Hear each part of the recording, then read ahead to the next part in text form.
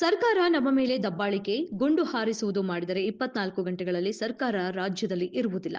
ಮೀಸಲಾತಿಗಾಗಿ ಬೆಳಗಾವಿಯಲ್ಲಿ ಹೋರಾಟ ಮಾಡುತ್ತೇವೆ. ಹುಬ್ಬಳ್ಳಿಯಲ್ಲಿ ಶಾಸಕ ಬಸನಗೌಡ ಪಾಟೀಲ್ ಯತ್ನಾಳ್ ಹೇಳಿಕೆ ನೀಡಿದ್ದು, ನಾನು ಗಂಭೀರವಾಗಿ ಎಚ್ಚರಿಕೆ ಕೊಡ್ತಾ ಇದ್ದೇನೆ. ಕಾಂಗ್ರೆಸ್ನಲ್ಲಿರುವಂತಹ ನಮ್ಮ ಸಮಾಜದ ಶಾಸಕರಿಗೆ ಅಗ್ನಿ ಪರೀಕ್ಷೆ ಇದೆ ಎಂದು ಯತ್ನಾಳ್ ಹೇಳುತ್ತಿದ್ದಂತೆ ಚಳಿಗಾಲದ ಅಧಿವೇಶನದಲ್ಲಿ ಚರ್ಚೆ ಬಗ್ಗೆ ಯತ್ನಾಳ್ ಹೇಳಿಕೆ ನೀಡಿದ್ದಾರೆ. ವಕ್ಫ್ ವಿಚಾರ ಹಾಗೂ ಪಂಚಮಸಾಲಿ ಮೀಸಲಾತಿ 2A ಅಥವಾ 2D ಕೊಡಬೇಕು. ಕುರುಬ ಸಮಾಜ ಎಸ್ಟಿಎಸ್ಸಿಯಲ್ಲಿ ಸೇರಿಸಬೇಕು ಎಂಬುದರ ಬಗ್ಗೆ ಚರ್ಚೆ ಮಾಡ್ತೇವೆ. ನೀರಾವರಿ ಯೋಜನೆಗಾಗಿ 1.5 ಲಕ್ಷ ಬುಕ್ ಆಗಿದೆ. ನಮ್ಮ ಸ್ಪೀಕರ್ಗೆ ಈಗಾಗಲೇ ನಾನು ಪತ್ರ ಬರೆದಿದ್ದೇನೆ. ನಮ್ಮ ಉತ್ತರ ಕರ್ನಾಟಕದ ಬಗ್ಗೆ ಚರ್ಚೆ ಆಗಬೇಕು. ಆಮೇಲೆ ಬೇರೆ ವಿಷಯದ ಬಗ್ಗೆ ಚರ್ಚೆ ಆಗಲಿ. 9ನೇ ತಾರೀಕಿಗೆ ಏನು ಸದನ ಆರಂಭ ಆಗುತ್ತೆ ಅವತ್ತಿನಿಂದಲೇ ಉತ್ತರ ಕರ್ನಾಟಕದ ಬಗ್ಗೆ ಚರ್ಚೆಯಾಗಬೇಕು. ಉತ್ತರ ಕರ್ನಾಟಕದ ಬಗ್ಗೆ ಕೇವಲ ನಾಮಕಾವಸ್ಥೆ ಚರ್ಚೆ ಆಗ್ತಾ ಇದೆ. ನಮಗೆ ಒಮ್ಮೊಮ್ಮೆ ಕೋರಂ ಆಗುವಷ್ಟು ಶಾಸಕರು ಇರುವುದಿಲ್ಲ. ನಾಳೆ ಮತ್ತೆ ಪಂಚಮಸಾಲಿ ಹೋರಾಟದ ಬಗ್ಗೆ ಸಭೆ ಕರೆದಿದ್ದಾರೆ, ಹೋಗುತ್ತೇನೆ.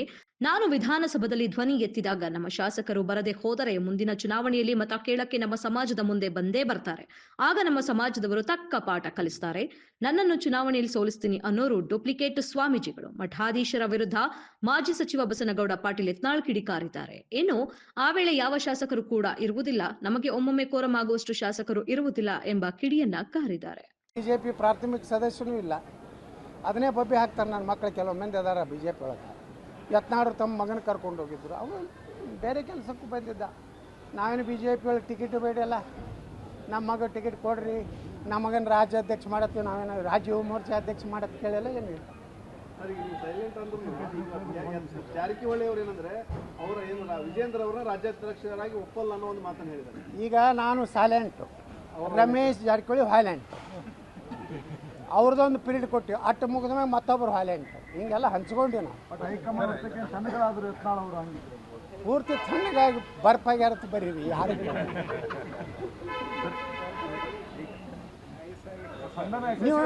ನೀವು ನನ್ನ ನಾ ಎಷ್ಟು ಹುರುಪನಾಗದಿ ನಾನು ನೋಡ್ಯಾರೆ ಬರೀರಿ ನೀವು.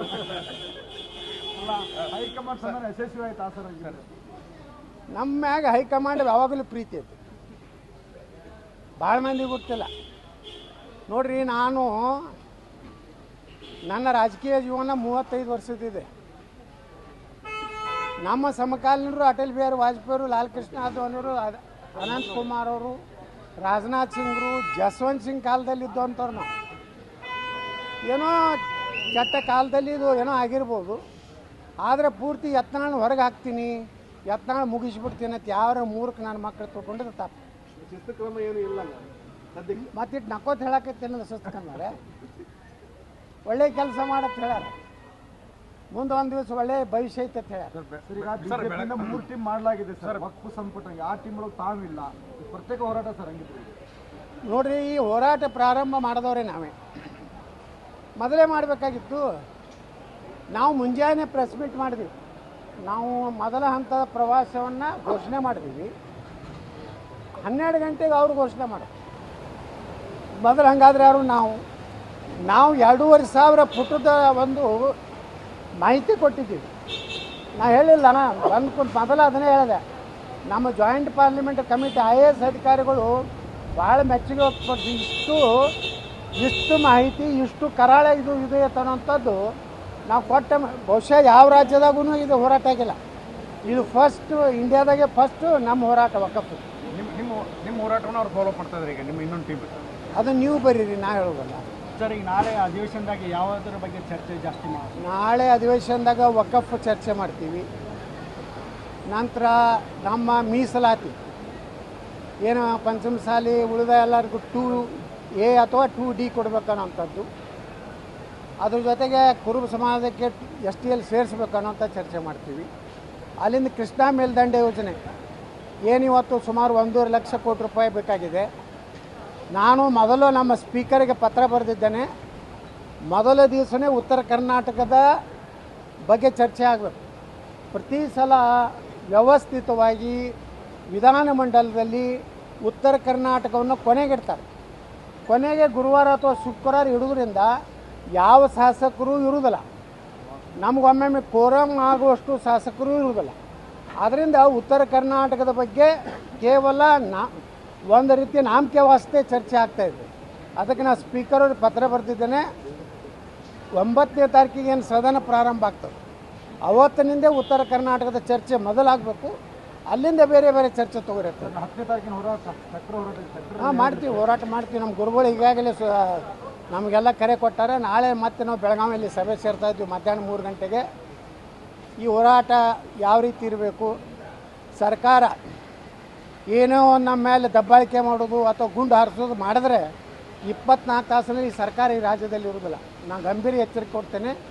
ಮತ್ತು ಯಾರು ಕಾಂಗ್ರೆಸ್ನಲ್ಲಿ ನಮ್ಮ ಸಮಾಜದವರು ಶಾಸಕರಿದ್ದಾರೆ ಅವರ ಅಗ್ನಿ ಪರೀಕ್ಷೆ ಇದೆ. ಅವರೇನಾದರೂ ನಾನು ವಿಧಾನಸಭೆಯಲ್ಲಿ ಪ್ರಸ್ತಾಪ ಮಾಡಿದಾಗ ಬೆಂಬಲ ಕೊಡದೇ ಇದ್ದರೆ, ಪ್ರತಿಭಟನೆಯಲ್ಲಿ ಭಾಗವಹಿಸದಿದ್ದರೆ ಅವರು ಸಮಾಜದ ಮುಂದೆ ಚುನಾವಣೆಗೆ ಬರಲೇಬೇಕಾಗ್ತದೆ. ಅವಾಗ ಜನ ಉತ್ತರ ಕೊಡ್ತಾರೆ. ಅವರು ಕೆಲವೊಂದು ಲಿಂಗಾಯತ್ ಮಠಾಧೀಶರು ಅಂದರೆ ಲಿಂಗಾಯತ್ ವಿರೋಧಿ ಅನ್ನೋ ಒಂದನ್ನು ಆಕ್ರೋಶ ವ್ಯಕ್ತಪಡಿಸ್ತಾರೆ. ಯಾರಿಗಿರಿ? ಬಸವಣ್ಣನ ವಿಚಾರದಲ್ಲಿ. ನನ್ನ ಹೆಸರು ಏನೈತೆ ರೀ? ನನ್ನ ಹೆಸರು ಏನೈತೆ? ಸರ್ ಎಷ್ಟು ಈ ಆಕ್ರೋಶ ವ್ಯಕ್ತಪಡಿಸೋರು ಎಷ್ಟು ಆಕಳ ಸಾಕ್ಯಾರಿ ಅವರು? ಯಾರು ವಿಭೂತಿ ತಯಾರು ಮಾಡ್ತಾರೇನ್ರಿ ಅವರು? ಹಾಂ, ದೊಡ್ಡ ದೊಡ್ಡ ಮೆಡಿಕಲ್ ಕಾಲೇಜ್ ಕಟ್ಟ್ಯಾರಪ್ಪ. 1,000 ಆಕಳ ಕಟ್ಟೋದು ಅಂತ ಯಾವ ಕರ್ನಾಟಕದಾಗ ಅದ? ನನ್ನ ಒಬ್ಬರೇ ರಾಜಕಾರಣಿ.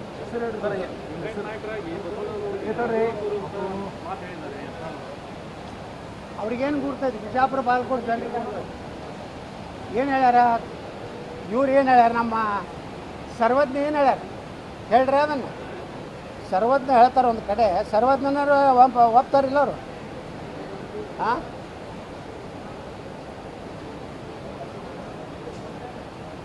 ಸರ್ವಜ್ಞರ ವಚನಗಳನ್ನು ನೋಡತ್ತೆ ಹೇಳ್ರಿ.